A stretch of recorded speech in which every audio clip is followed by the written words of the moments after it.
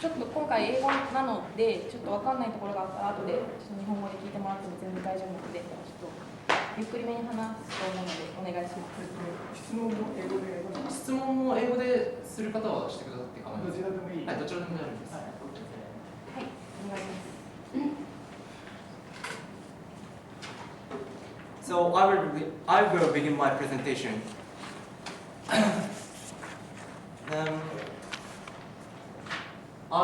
My presentation following this outline like that. Then in the next slide, I explain the background of my presentation.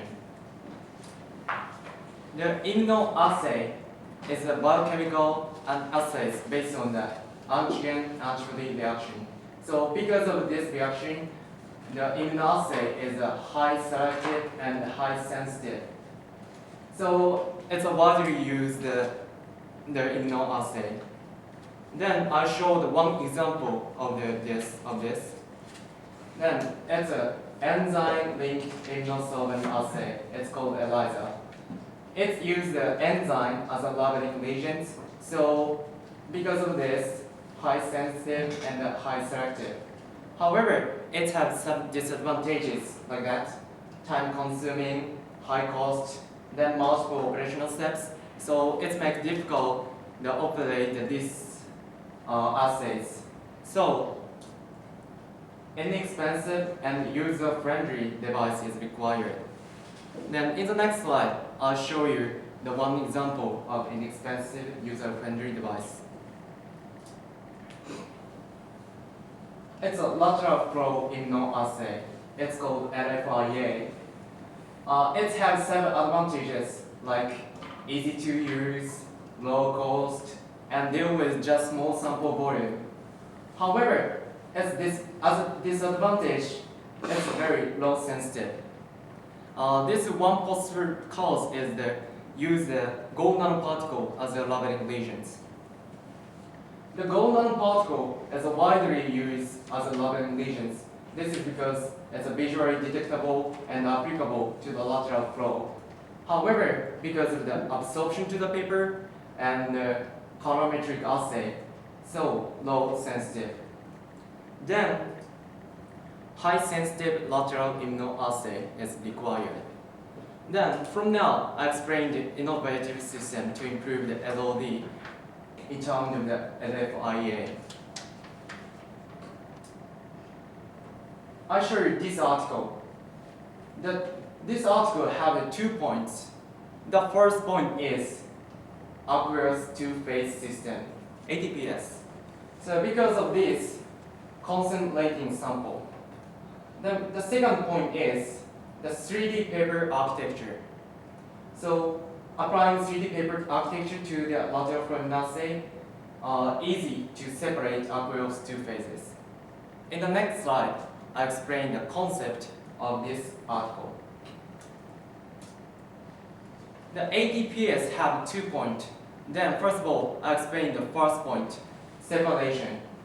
The separation caused by the difference of the hydrophilicity and density. This ATPS solution have evolved 2 solutions. The first solution is this PEG-rich phase. The second solution is the PEG-poor phases. Then the PEG-rich phase is hydrophobic. On the other hand, the PEG-poor phase is hydrophilic and denser than the PEG-rich phases. So mix this solution, and as time passing, they separate it. Furthermore, it's denser, so PEG-poor phases go down below. So I can conclude that the ATP by applying the ATPS system to the solution, they separate the PEG-poor phases and goes down below. Then I explain the second point. It's a concentration.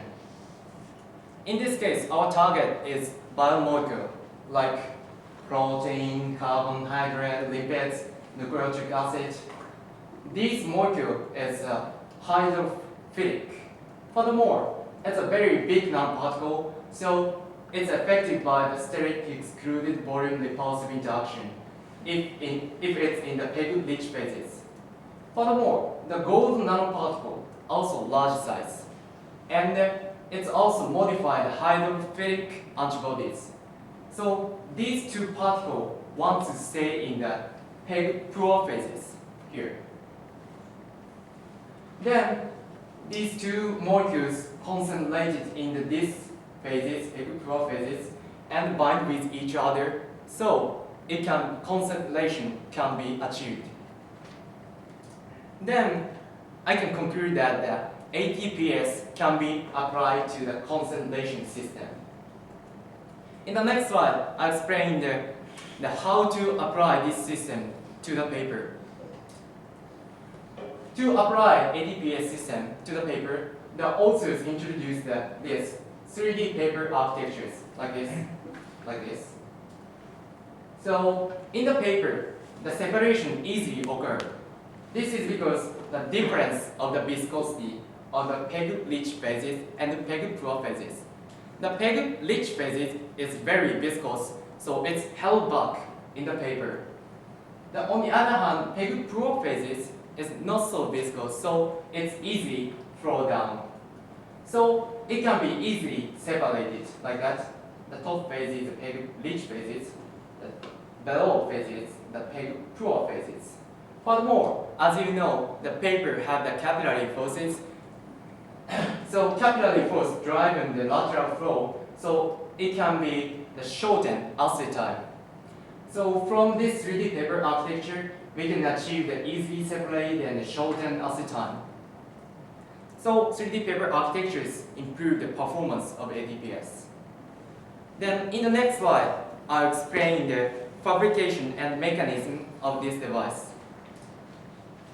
As I said, the 3D paper architecture contribute to improving the concentration and the shortened assay time. So I'll explain about the test strip now, especially these two lines. So on the test line, there is an antigen, in this case transferrin. Then on the other hand, on the control line, there is an antidote IgG, it's an antibody. So if there is enough antigen present in the sample solution, the sample solution go down 3D architecture and separate it and bind with gold nanoparticle, then flow lateral. On the test line, gold nanoparticle doesn't bind with on the test line. This is because the gold nanoparticle has already saturated by the antigen. On the other hand, on the control line, the gold nanoparticles bind with the antibody. So in this case, antigen present, just one line colored. On the other hand, the antigen absent, like this. Also go down below and lateral flow. Then on the test line, gold nanoparticle bind with the antigen. Furthermore, it's bind with the antibody on the control line. So in this case, two line colored. So we can detect whether there is an antigen present or not using by this device. So in the next slide, I explain the result of this device. So in this case, our target antigen is transferrin, and the solution is phosphate buffer setting called PBS. Then sample volume, at first 200 microliters, and concentrate to 20 microliters. It's tenfold, and I show you result. This is a real picture and this result figure table. So as I show you this table, the just only lateral flow immunoassay test strip, the LOD is just 1 nanogram per microliters. On the other hand, if combine the 3D architecture and the ATPase, we can improve the LOD like 0.1 nanogram microliters. So this device yields the 10 times improvement.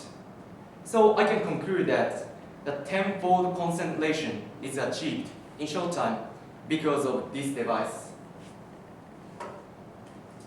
Then from now, I explained how ATPase system is very helpful to concentrate the solution, sample solution. Then from now, I'll explain the more innovative system to concentrate the ATPase sample solution. The article like this. Then this article have one point. That is a new strategy, interface ATPase.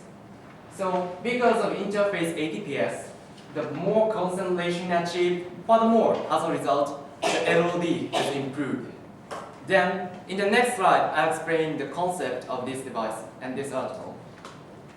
The concept is like this. The first of all, mix the ATPase solution and GNP and antigen in this. So, the concentration at the interface, PEG-rich phase and PEG-poor phases, then extract the interface using the pipette and put on the sample part, then flow and read out the result. This is the concept. Then authors expect this device improve the LOD and concentration. Yes, so interface ATPase is expected to improve the performance of LFIA.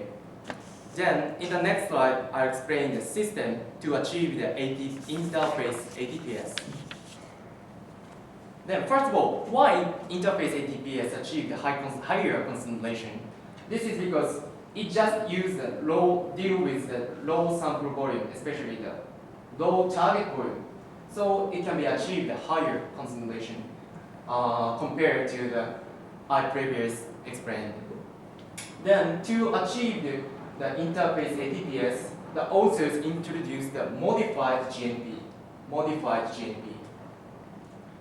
Then I explained these particles. Then this particle is this is a gold nanoparticle and modified by the PEG, like this, and anti-transferrin, that's antibody. And then first of all, I explained about the PEG. The part of the PEG wants to stay in the PEG-rich phases here. This is because PEG like to stay in the PEG-rich phase because of the PEG interaction. They interact with each other. On the other hand, the anti-transferrin is a hydrophilic. Furthermore, gold nanoparticle is large size. So as I said before, these particles want to stay in the PEG-poor phases. So if two driving forces, 1 and 2, is equal, this gold nanoparticle and the samples stay in interface. Then authors optimize the ratio of the PEG and GNP ratio like that, 3,500 to 1. So from now, the authors choose this ratio as an experimental condition. Then in the next slide, I explain the optimization of the ratio, PEG-rich phases and PEG-poor phases. As a conclusion, the author choose the experimental condition as a 1-to-1. This is because as I show you this table, the PEG 1-to-1 is the shortest phase separation time and high recovery each test. And furthermore, last but not least, there are a high concentration at the interface. So authors choose this ratio, PEG-rich and PEG-poor, as a 1-to-1. So yes, as I said, PEG-rich and PEG-poor ratio is 1-to-1 is the best suitable for LFIA. Then in the next slide, I'll explain the fabrication of this device.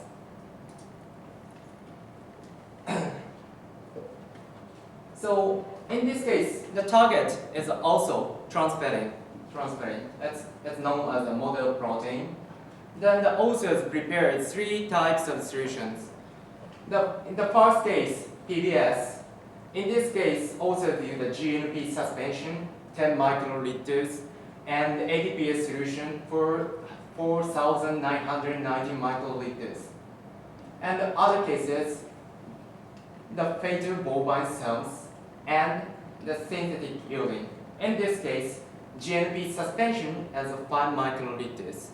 And furthermore, the ATPase solution is 995 microliters. And this is because it's difficult to extract the 50,000 microliter from human. So in this case, more familiar with the real case, it's a cell and the synthetic yielding. So also optimize the sample volume to more low volume. Then the mechanism is the same as I said. If antigen present, just bind with the control line, the antibody, and the color just one line. And if the antigen absent, the color, the two line changes. Then in the next slide, I explain the result of this device, especially in the PBS. The PBS is like the balanced solution. So used for variety cell culture applications such as washing buffer, transfer cells, like that. So in this case, they also use the 5,000 microliters and concentrate to the 50 microliters, 100-fold. The results I show you. So as I show you, the LFL only 1.0 nanogram per microliters. On the other hand, if combine this system to the LFIA, the author achieved yield 100 improvement, 100 times improvement. So it can be concluded that this system can be applied to concentration. In the next slide, I explain the other result. In the case of FBS, the FBS is fetal bovine cells. It's the most widely used growth supplement for cell culture. This is because it's a sufficient enough promoting embryo growing promoting factors. So it's also why authors use FBS is it's a just mimic of the human blood FBS. So in this case, the sample volume is 1,000 microliters and concentrate to the 10 microliters, 104. Then I show you the result. So the result is the same before the PBS. It succeeded the 100 time improvement. And this means that it can be applied to the human blood from this result. And the last, I'll explain the last result. The synthetic yielding. The examining synthetic yielding is the most familiar with our real life in this case, in these three types of solutions. Then in these cases, the sample volume is also 1,000 microliters and concentrate to 10 microliters. It's 104, and result is also like that. The author succeeded the 10 times improvement. Then it can be concluded that this device can be applied to the real diagnostics. Then in the next slide, I'll explain my conclusion. So from the main article 1, I understand that ATPS contribute to improving the concentration in tenfold. Furthermore, applying the 3D paper architectures is helpful to shorten assay time. Then, from the main article 2, I understand that interface ATPS is more innovative than so contribute to improving the concentration and LOD in 100-fold in 100 times. So I can conclude that ATPS system is very helpful to achieve more high concentration to improve the LFIA immunoassay. So thank you for listening. Thank you. It's time for discussion.